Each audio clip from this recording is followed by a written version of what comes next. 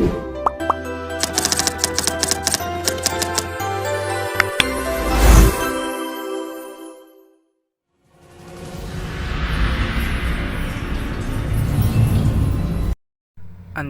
the 10 dimension of the universe. What is the 10 dimension of the universe? The idea of a 10-dimensional universe comes primarily from superstring theory, a theoretical framework in physics that attempts to explain how everything in the universe is connected at the most fundamental level. Each additional dimension beyond the familiar three, the length, width, and height, and one of time, helps explain the structure of the universe, the existence of multiple realities, and the behavior of fundamental forces. First dimension, or tinatawag na length. Ito ay isang linya lang na nagko-consist ng single axis or coordinate x lang. Isang straight line lang to, ang measurable property lang niya is length. Any movement ay restricted lang backwards and forward. Second dimension, or tinatawag na height. Ito, ang plane na to, may dagdag na siya ng y coordinate, allowing na sa movement ng two direction. Nagkakaroon ang two dimension ay word like piece of paper lang siya.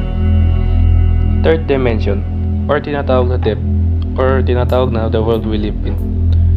Ito ay nagdadagdag ng karoon ng coordinate na say, nag-introduce ng depth. Nagiging full 3D object na siya. Ang movement nito ay left, backward, right, and up and down. Fourth dimension, or time, ay tinatawag din itong space-time. Dito, pumapasok yung Einstein theory of relativity na time is treated as a fourth dimension. Nag-aalaw ito sa movement ng time in one direction, past, present, and future. Beyond the physical, the higher dimension of reality, fifth dimension, possible worlds, branching realities, sixth dimension, alternate timelines, all possible histories, seventh dimension, different physical laws, completely different universes. Fifth dimension is a space of branching realities, alternate version of the universe based on different choices. Though we can perceive it directly, it contains all possible outcome of events like a vast array of possibilities. The many-world interpretation of quantum mechanics support this, suggesting each outcome exists in its own parallel universe. The sixth dimension holds all possible timelines within a single universe, including alternate version of history. It's not just about different outcomes, but the entire realities where events unfolded differently, like if dinosaurs never went extinct or if you took another life path. Every possible past and future exists simultaneously in this dimension. The seventh dimension contains completely separate universe with different physical laws. These realities might have stronger gravity, different particles or forces that we can even imagine. They are distinct from ours because their fundamental concepts like the speed of light or gravity are entirely different. The final three, the ultimate levels of existence. Eighth dimension, infinite universes, the multiverse. Ninth dimension, all possible laws and timelines. The 10th dimension, ultimate everything, the mind of God. The 8th dimension contains infinite universes, each with unique laws of physics and timelines. It suggests a vast multiverse where every possible reality exists. Some theories even propose that black holes might act as a gateways to these other, distant universes. The 9th dimension is a collection of all infinite universes, each with different laws, timeline, and physical rules. It's a vast multi-dimensional web where every possible reality exists simultaneously. Stepping to this dimension would reveal an unimaginable shifting sea of realities beyond human comprehension.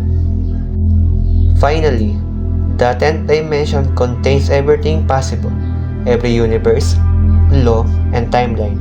It seems as a ultimate consciousness, existing beyond time and space, and some believe it could represent God, the source or the absolute existence of reality.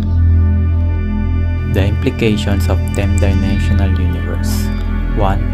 string theory and unification of physics. 2. Multiverse and parallel universe. 3. Time travel and higher dimensional beings. 4. Consciousness and reality perception. Theory, nagsasuggest ito na meron pang mas maliit kaysa sa atoms at ang tawag dito ay string na nagva-vibrate. Ayon sa multiverse ay meron pang infinite versions ng katulad mo at maaari mo daw itong matandaan kahit hindi ito nasa iyong dimension. Ayon sa mga physicists na ang mga nasa higher dimensions ay maaaring masaksihan lahat at kaya din makapag-time travel. Dahil dito, ito ay nagsasuggest na ang mga spiritual beings at posibilidad na ang God ay nag-i-exist din sa higher dimension. Sa ngayon, hindi natin ma-perceive o ma-observe ang mga higher dimensions. Ngunit, ang mga concept katulad ng quantum entanglement at dark matter ay maaaring pruweba na sila ay totoo. At ito din ay nagsasuggest na ang God ay isang higher state of being.